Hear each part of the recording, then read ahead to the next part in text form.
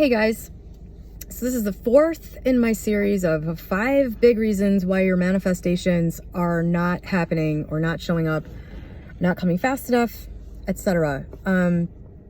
These are coming from my own experience and my own analysis, looking back on 25 years of success and failure in the manifestation realm and just kind of analyzing everything I know about it. So I've come up with 5 big reasons why your manifestations are very slow to show up or don't show up at all. And the fourth one, this is a big one. And this is one that's oft discussed in this niche.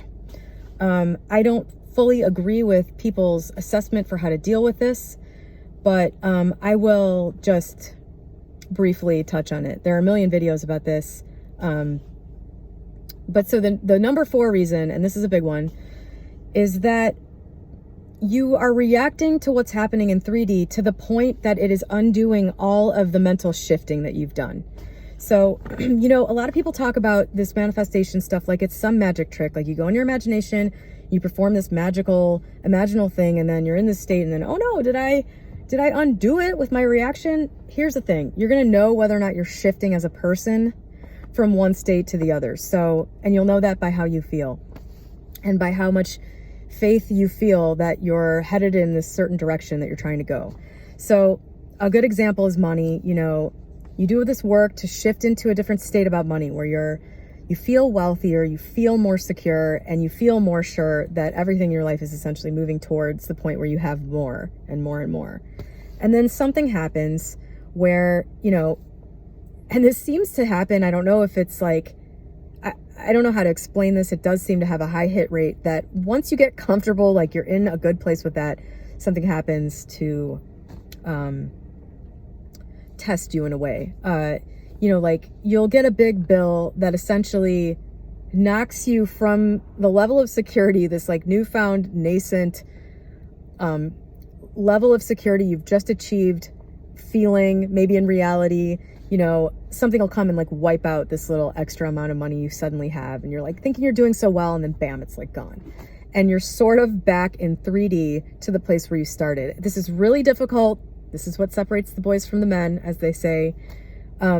It's at that point that you can undo everything. And I think this is especially important in the beginning, because you have to get going in order to get anywhere. And so many people just never make it past square one with so many things. And so when there's something that happens in 3D that is ultimately meaningless, you know, if you're coming from a place where you're broke, it's not like, just thinking of it from mundane world terms, it's not that unlikely that something is going to happen that kind of goes with your old reality, because you've been living in this old poor mentality for such a long time. You've been taking so many actions from that frame of mind that it's not that unlikely that there's going to be something that set a chain of events in motion that's going to culminate with like something happening in your reality that is much more in line with the old self than it is with the new self. So when that thing happens, like your piece of shit car that you're driving breaks down and wipes out every bit of savings that you've managed to like accumulate, or you got some windfall and you're so excited and then this thing wipes it out, it's at that point that you either soldier on or you don't. And a lot of people, I think at that point, just, you know, throw their hands in the air and say, this doesn't work for me. And then they spend a long enough period of time in that frame of mind that they then start creating more stuff like that. And it's just like this never ending loop where then by the time they get back to the point where they're willing to like start to have faith again and start to move in the right direction again, it's like they're just set up for that same exact thing to happen again, and they never stop reacting that same way.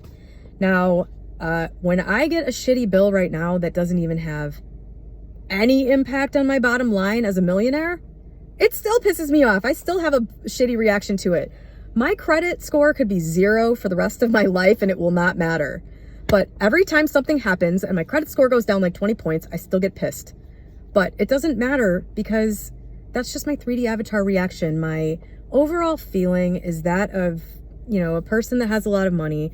And I had to exist in this state basically permanently to get here. You know, I started out bankrupt, broke, and I had many, many things happen. And it took a long time to get to the point where my reactions were minimal enough and my faith was strong enough. And of course, this, this is like a slope. It went up like this over time, because of experience and it proving itself over time, and my faith growing and getting older and more mature and all of that.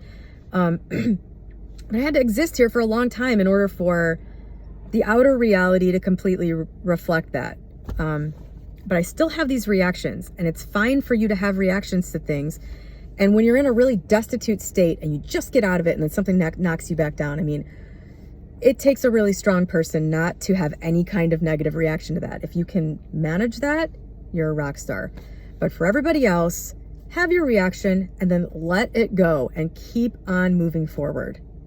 If you don't do that, and then you look around saying, well, I did all this work, but then where is it? Well, you're not being the person that for whom like this different outer reality would be able to show you something different.